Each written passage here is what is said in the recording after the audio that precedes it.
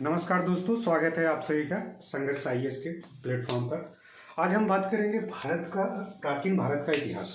प्राचीन भारत के इतिहास के बारे में, उसके सिलेबस के बारे में, और हर एग्जाम में, चाहे प्रीलिम्स हो, चाहे मेंस हो, यूपीएससी के, स्टेट पीसीएस के, UP PCS, MP PCS, Rajasthan PCS, SSC, bank, railway, हर एग्जाम में इतिहास से मैक्सिमम क्वेश्चन आते हैं।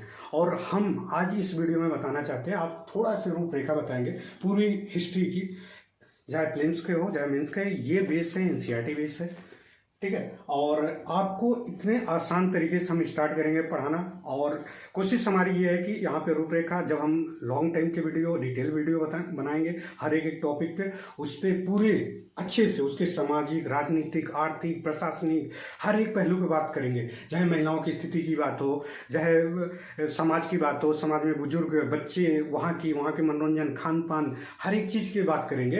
राजा की प्रशासनिक व्यवस्था किस तरह थी, मंत्रिपरिषद कैसे थे, वहाँ की समितियाँ क्या काम कर रही थी, वहाँ पे किस तरह के समाज के लोग रहते थे, शासन प्रशासन कैसे चलाते थे, वो सब हम डिटेल में बात करेंगे। यहाँ पे हम सिर्फ ओवरव्यू दे रहे हैं, इतिहास कैसे जनरेट हुआ, किस तरह से इतिहास बना, और इतिहास क्यों पढ़ना जरूरी होता है, क्या इसकी सार्थकता, रिलेवेंस है आधुनिक भारत में, क्यों 50,000 1 लाख वर्ष पहले की बात करते हैं। तो आज हम यही सब डिटेल में बात करेंगे। डिटेल में नहीं, शॉर्ट वीडियो में बात करेंगे, बहुत ज़्यादा नहीं, लॉन्ग वीडियो में नहीं बात करेंगे, लॉन्ग वीडियो में बाद बात करेंगे सिंपल से।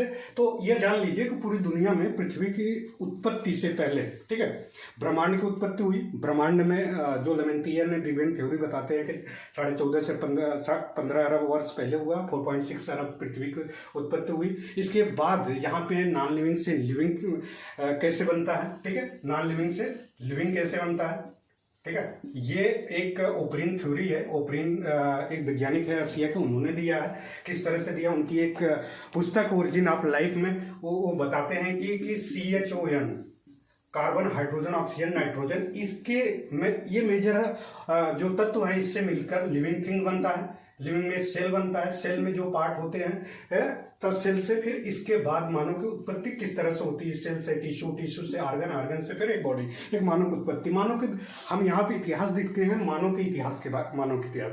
फिर इसके बाद जो मानव का विकास हुआ, एक क्रमिक परिवर्तन हुआ, क्रमिक, धीरे धीरे, काफी लॉन्ग टाइम में। सबसे पहले आप देखे थे मानव की जो प्राइमेट्स की छोटी सी, जो एक छोटा सा प्राइमेट्स होता है, उसको स्टीवर्स या लेमूर,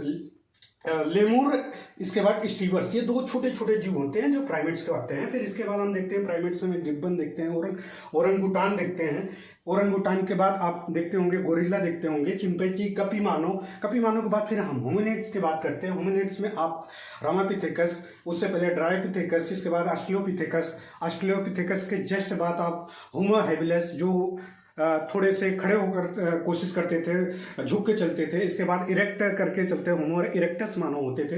इसके बाद आप देख सकते हैं कि इरेक्टस में आप जावा मानव को, पीकिंग मानव को, फिर आप निएंडरथल मानव के बारे में हम डिटेल में बात करेंगे, किस तरह की सीसी होती थी, क्रेनियल कैपेसिटी होती थी, कैसे काम करते थे, इन सब के बारे में बात करेंगे, ठीक है। जस्ट इसके बाद क्रोमोगनान, निएंडरथल मानव, क्रोमोगनान मानव, फिर होमो सेपियंस मानव। हम देखते हैं मानव की जो हम प्राचीन भारत, इंडियन प्राचीन भारत में देखते हैं, तो पहले पैलियोलिथिक की बात करते हैं।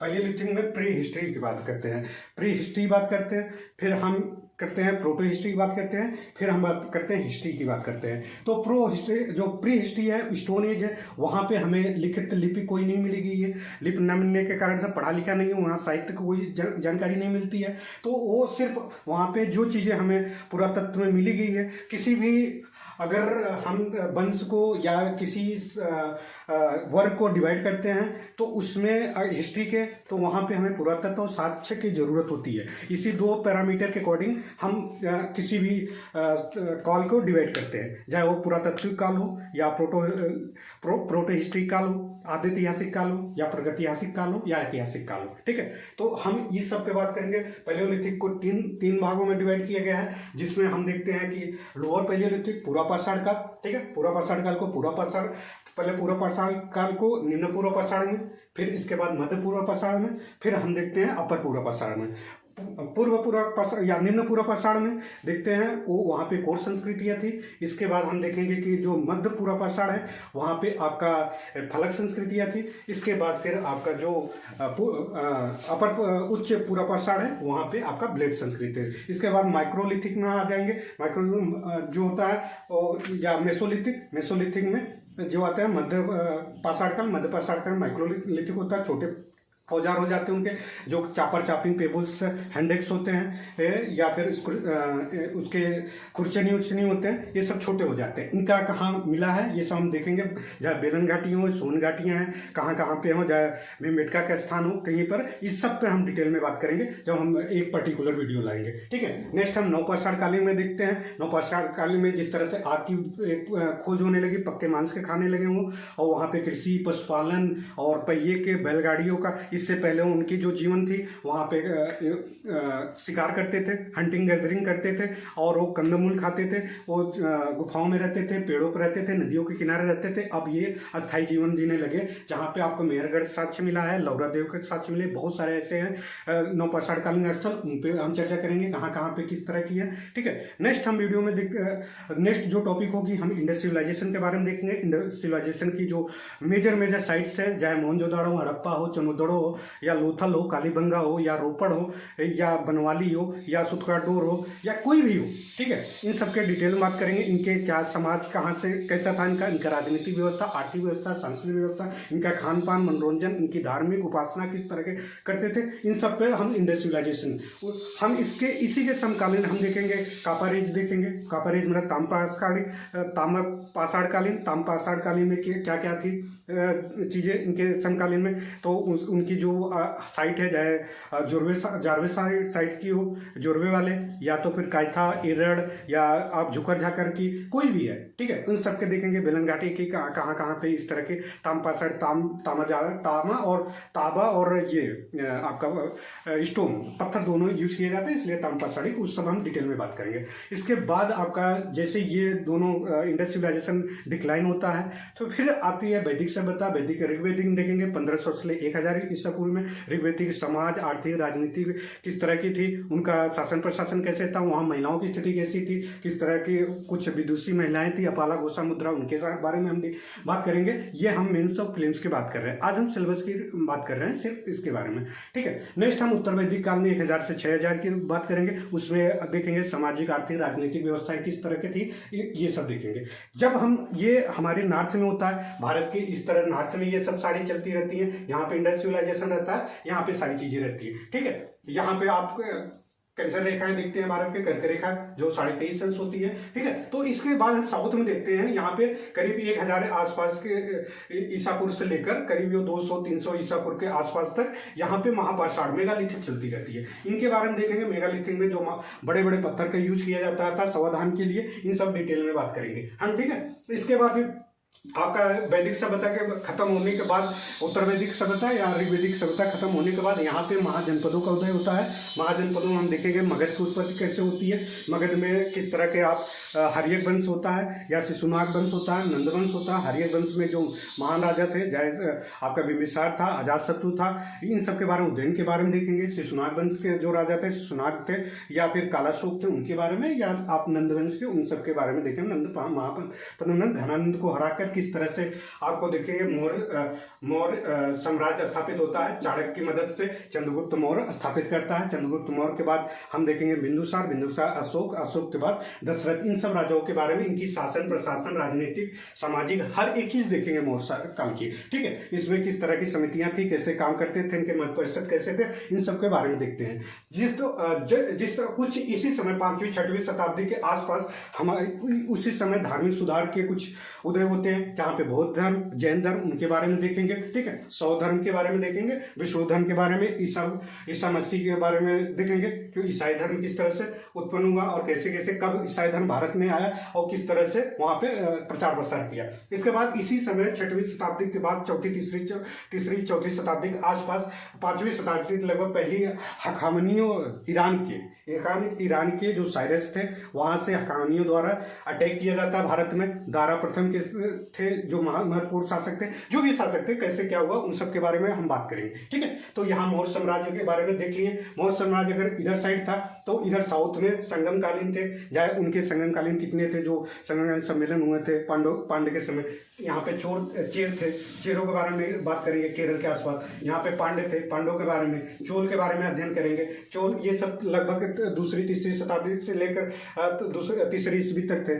इन सब के बारे में बात करेंगे किस तरह के थे। इनके महत्वपूर्ण जो राजा थे, जो पराक्रमी और शक्तिशाली राजा थे चेर के, उन सब के बारे में बात करेंगे। या ये चोल के बारे में, जैसे करिकाल था महत्वपूर्ण राजा था, या ये नेदुरजलियन था इसके पांड्य के, या तो ये सेनगुट्टन था इसके कारण, या इन सब के जो राजा थे उन सब के बारे में बात करेंगे। और संगमकालीन जितने भी सम्मेलन हुए थे, प्राथमिक जो प्रथम संगमकालीन सम्मेलन हुए थे, या वहाँ पे अगस्त मुनि ऋषि थे उनके नेतृत्व में हुआ था, जो मदुरई में हुआ था। सेकंड वाला जो कपाटपुरम में हुआ था उसमें अगस्त ऋषि मुनि ही नेतृत्व किए थे। और थर्ड जो हुआ था वो मदुरई में हुआ था, जो कि उसका नकीयर था। उन सब के बारे में, इनके जो शिल्पाधिकारम या इस सब महत्वपूर्ण जो ग्रंथियां थी, इन सब के बारे में हम डिटेल में बात करते हुए चलेंगे। ठीक है, इन सब जब टॉपिक की बात करें। मौर्य साम्राज्य के देखा, मौर्य साम्राज्य के बाद मौर्य साम्राज्य के जैसे पतन हुआ, यहाँ पे फिर देसी राज्य आए। देसी राज्य में हम देखेंगे शक के बारे में देखेंगे, शुंग के बारे में देखेंगे। पुष्यमित्र शुंग किस तरह से बृहदत्त को मार के मौर्य साम्राज्य का राजा था लास्ट का, उसको वहां पर पुष्यमित्र शुंग वंश की स्थापना करता है। ठीक है, इसके बाद फिर कर्ण वंश का देखेंगे, वासुदेव के। इसके बाद फिर यहाँ पे देखेंगे आपका आंध्र सातवाहन वंश के देखेंगे, जिस तरह से आंध्र सातवाहन में शिमुख हो या ये सातकर्णी हो या सातकर्णी प्रथम द्वितीय जो भी है। इसके बाद फिर वशिष्ठ पूर्व यज्ञश्री सातकर्णी महत्वपूर्ण जो शासक थे, उन सब के बारे में डिटेल में देखते हैं। इनकी जो शीशे की जो ये मुद्राएं चलाए थे, इन सबको देखेंगे। इसके बाद जो बाहरी आक्रमण हुए थे, चाहे उसका हिंद यमन की बात करूं, हिंद यमन जो शासक थे मिनांडर था, उनकी बात करेंगे। इसके बाद फिर हम शक के बाद में देखेंगे, रुद्रदामन के बारे में देखेंगे। रुद्रदामन किस तरह से शक शासक भारत में राज्य करता है, कहाँ कहाँ पे राज्य करता है, उनकी राजधानियाँ, उनके जो शासन प्रशासन थे, उन सब के बारे में बात करेंगे। इसके बाद शक के बाद जस्ट पहलो आए गुर्दोफर्निच के बारे में बात करेंगे। पहलो के एक महत्वपूर्ण राजा था, उसके बारे में। जस्ट कुषाण के बारे में देखेंगे।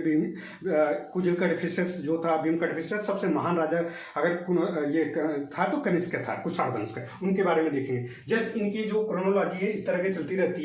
ठीक है, इसके बाद जैसे इन सब खत्म होते हैं, नॉर्थ में आ जाता है फिर गुप्त साम्राज्य। गुप्त साम्राज्य को देखेंगे, गुप्त राम श्रीगुप्त के बारे में देखें, या फिर हम श्रीगुप्त के जस्ट बाद हम घटोत्कच के, या फिर हम चंद्रगुप्त प्रथम के बारे में देखें, या फिर समुद्रगुप्त के बारे में देखें, फिर रामगुप्त, चंद्रगुप्त द्वितीय के बारे में उन सब के अध्ययन करेंगे, या स्कंदगुप्त या कुमारगुप्त प्रथम, या फिर स्कंदगुप्त के बाद लास्ट के शासक बहुत सारे छोटे छोटे आते हैं, विष्णुगुप्त लास्ट होता है। फिर वहां पे उसके किस तरह से गुप्त साम्राज्य खत्म होता है। वाकाटकों के बारे में देखेंगे, भिन्न शक्ति यहाँ पर वाकाटक किस तरह से गुप्तों से इनकी संबंध, वैवाहिक संबंध होता है। चंद्रगुप्त द्वितीय की जो पुत्री होती प्रभावती गुप्त किस तरह से रुद्रसेन द्वितीय के साथ शादी विवाह करता है, उस सब के बारे में हम देखेंगे। इसके बाद साउथ में देखते हैं, जब जिस तरह गुप्त वंश नॉर्थ में रहता है, उस समय यहाँ पे 6वीं शताब्दी के आसपास लगभग 300 से 600 ईस्वी के पता नहीं चलता है। साउथ के बहुत ज्यादा साक्ष्य नहीं मिलते हैं, उस सब पे थोड़े थोड़े कदावरों को साक्ष्य मिलते हैं। जो साक्ष्य मिलते हैं उन सब पे हम बात करेंगे क्या कैसे कैसे थे साउथ में। 6वीं शताब्दी में यहाँ पे चालुक्यों का ये चालुक्य शासक आते हैं कर्नाटक के आसपास, बादामी के, वतापी के। ठीक है, यहाँ पे देखेंगे जयसिंह है, या पुलकेशिन प्रथम है, या कीर्तिवर्मन है, पुलकेशिन द्वितीय है, महान शासकों किस तरह के थे, इन सब के बारे में बात करेंगे। इसके बाद यहाँ पे चोल की जगह पर एक इक्ष्वाकु राजा रहता है, ये सातवाहनों का सामंत होता है। इन संगत जो कि शांति मूल नाम है, ये इक्ष्वाकुओं का संस्थापक था, उसके बारे में हम बात करेंगे। इसके जस्ट बाद इनके इक्ष्वाकुओं को हटाकर यहाँ पल्लव शासक आता है, सिंह विष्णु आता है, उसके बारे में, महेंद्र वर्मन के बारे में, जितने भी शासक हैं पल्लव वंश के, उनकी उसकी समकालीन चीजें देखेंगे। सारी चीजें हम देखते हुए आगे बढ़ते हुए। ठीक है, इसके बाद हम नॉर्थ में जिस तरह से गुप्तों का पतन हुआ, वर्धन वंश आया, मौखरी वंश आया, उन सब के बारे में वर्धन में हर्षवर्धन के बारे में बात करेंगे। हर्षवर्धन की एक विशाल साम्राज्य था, उन सब के बारे में डिटेल में बात करते हुए आगे निकलेंगे। ठीक है, इस तरह से आप साउथ में देखते हैं कि आप ये हर्षवर्धन खत्म होता है, यहाँ पे आपका राजपूता आ जाता है, फिर यहाँ पे गुर्जर प्रतिहार आता है। गुर्जर प्रतिहार के नागभट्ट प्रथम रहता है, राजा भोज होता ये राजा भोज मतलब भोज करके एक महान शासक होता है, उसके बारे में देखेंगे। ठीक है, इसके बाद दंती दुर्ग रहता है, इन सब के बारे में देखेंगे जो कि राजपूता का रहता है या ध्रुव रहता है, जो भी है। इसके बाद यहाँ पे गोपाल रहता है, पाल वंश के संस्थापक रहता है। उसके बाद महिपाल, धर्मपाल, जिस तरह से ये यहाँ पे कन्नौज के आसपास स्थानों पे, कन्नौज पर ही इनका तीनों का त्रिपक्षी युद्ध होता है, उन सब के बारे में बात करते हुए हम आगे निकलेंगे। ठीक है, यहाँ पे गुर्जर प्रतिहारों ने 100 सालों तक कन्नौज पर राज किया है, उन सब के बारे में देखेंगे। ठीक है, इन तीनों के त्रिपक्षी में गुर्जर प्रतिहार सबसे ज्यादा विजयी हुए थे, उन्हीं के इन सब के बारे में देखते हुए आगे निकलेंगे। फिर जस्ट इसके बाद यहाँ पे ये चालुक्य में बेंगी आता है, बेंगी में विष्णुवर्धन आता है। फिर यहाँ पे हम देखते हैं इसी की एक शाखा होती है बेंगी शाखा चालुक्यों की। इसके बाद फिर एक शाखा होती है तैलप सेकंड के कल्याणी की शाखा होती है, उसके बारे में देखेंगे। ठीक है, ये सब देखते हुए आगे निकलेंगे। फिर इसके बाद हम देखते हैं इन सब का पतन होता है, चोल राज्य फिर से आता है, जो उत्तरवर्ती चोल होते हैं। इसमें विजयालय के क्या भूमिका होती है, विजयालय संस्थापक होता है। इसके बाद जस्ट हम देखेंगे कि चोलों के जायर राजराज प्रथम हो, राजेंद्र प्रथम हो, राजेंद्र द्वितीय हो, इन सब के महान शासकों के बारे में देखेंगे, किस तरह से इनका शासन प्रशासन थी, इनकी जो एक स्थानीय नीतियां थी, जो उनकी हम सब सारे लोकल बॉडी वॉडी इनकी महिलाओं पुरुषों की किस तरह की स्थिति थी, इन समाज का किस तरह, ये सब देखते हुए आगे निकलेंगे। ठीक है, यहाँ पे लगभग 9वीं से लेकर 12वीं शताब्दी तक रहता है, 9वीं से 12वीं शताब्दी तक। तो नॉर्थ में देखेंगे उस समय। फिर इसके बाद ये जो त्रिपक्षी युद्ध खत्म होता है, यहाँ पे राजपूत ये खत्म होता है 9वीं 10वीं 11वीं। फिर यहाँ पे छोटे छोटे राज्य जो सामंतगढ़ होते हैं वो अपने आप को अलग कर लेते हैं, जिस तरह से चौहान में वासुदाव देख लेंगे, कश्मीर में हम देख लेंगे कारकोट वंश के जो राजा होते हैं, जब दुर्लभ होते हैं, उत्पल वंश के राजा जो होते हैं, उत्पल वंश के अवंती वर्मन होते हैं। इसके बाद आप लोहार वंश के संग्राम देखते हैं, उत्पल वंश की एक महान शासिका थी विद्या, उसके बारे में देख लेंगे। ठीक है, इसके बाद जस्ट हम यहाँ पे देखेंगे सोलंकी वंश के मूल राज्य करके बंदा रहता है, इसमें सोलंकी वंश के शासक रहता है, ये प्रथम भीम द्वितीय, इन सब के बारे में देखते हुए फिर हम निकलेंगे यहाँ पे आपका गोपाल हो गया। इसके बाद सेन वंश देख लेंगे, सामंत सिंध देख लेंगे, और उसके बाद हम देख लेंगे कि यहाँ पे गढ़वाल वंश के चंद्रदेव राजा रहता है, महान शासक रहता है। इसके बाद बुंदेलखंड एरियम देख लेंगे कि किस तरह से चंदेल वंश के शासक जो होते हैं, नन्नुक रहते हैं, उनके बारे में देख लेंगे। कलचुरी के देख लेंगे जो बनारस ये यहाँ त्रिपुरी के आसपास रहते हैं, मध्य प्रदेश एरिया में आसपास कोक्कल रहते हैं, उसके बारे में हम देख लेंगे। ठीक है, इसके जस्ट बाद कामरूप में देख लेंगे पुष्पवर्मन के बारे में। इन सब को देखते हुए साउथ में चोल जैसे खत्म होता है, जो यहाँ पे 3 छोटे छोटे राज्य निर्माण उद्भव होते हैं, जिसमें आप देखते हैं काकती वंश के जो महान राजा रहता है, गणपति रहता है, उसकी पुत्री रुद्रमा देवी महान शासिका रहती है। आप उसकी मूवीज देख सकते हैं बेहतर तरीके से। ठीक है, जस्ट आप इसके देखने के बाद काकती देव, इसके बाद देवगिरी के यादव वंश के देख लेंगे, रामचंद्र महान शासक रहता है, जिस तरह से आप देखते हैं अलाउद्दीन खिलजी से लड़ाई होती है। ठीक है, नेक्स्ट हम देखते हैं कि आपका होसल वंश के शासकों के बारे में देख लेंगे, होसल वंश किस तरह का था, किस तरह के। तो ये सब पूरी एशियन की मैं पूरा एक टोटल सिलेबस के बारे में थोड़ी थोड़ी बारीकी, उनके राजा महाराजा के बारे में हमने बताया। इनकी डिटेल हमें अगर पढ़ना हो प्रिलिम्स मेंस एनसीईआरटी की पूरी A to Z, चाहे उसमें शासन प्रशासन, उसकी राजनीति, सामाजिक आर्थिक, सती प्रथा कहाँ किस काल में थी, किस काल में महिलाओं की स्थिति किस काल में मजबूत थी, किस काल में खराब थी, उस सब के देखते हुए हम पुनर्विवाह कहाँ तक नहीं था, महिलाओं शिक्षा प्रणाली थी कि नहीं थी, इस सब देखते हुए बेहतर तरीके से पढ़ाएंगे। इतने अच्छे तरीके से आपको याद कराओगे, जिस तरह से मैं बोल रहा हूँ इससे अच्छा सारे राजा महाराजा सब कुछ आपका एक एक फैक्ट, एक एक कॉन्सेप्ट इतना बढ़िया क्लियर कर दूंगा, आप कभी भी भूलेंगे नहीं। हिस्ट्री एक बार हमसे पढ़ के देखिए, आपको हिस्ट्री में कभी भी एक क्वेश्चन भी गलत नहीं होगा, ये मान के चलिए, चाहे फैक्ट हो चाहे कॉन्सेप्ट हो, पूरा डिटेल में हम बात करेंगे। ठीक है, बस ये हम आज आपको बताना चाहते हैं, ओवर भी दे रहे थे, आप इतना ही हमारा समझिए, और ज्यादा से ज्यादा लाइक करिए, सब्सक्राइब करिए और शेयर करिए, जिससे कि अगर यदि आपका डिमांड जैसा रहेगा वैसे वैसे हम वीडियो डिटेल में बताएंगे। हम लाइव क्लास देंगे, वहां पे हम बहुत कम पैसे में देंगे, हो सकता है फ्री में देंगे, ये अभी हम सोच रहे हैं इसके लिए। यदि आप हमें ज़्यादा से ज़्यादा सब्सक्राइबर हमारे बढ़ा देंगे, हमें ज़्यादा से ज़्यादा लाइक देंगे, तो हम फ्री में आपको क्लास देंगे, 100% फ्री में क्लास देंगे। ठीक है, थैंक यू सो मच।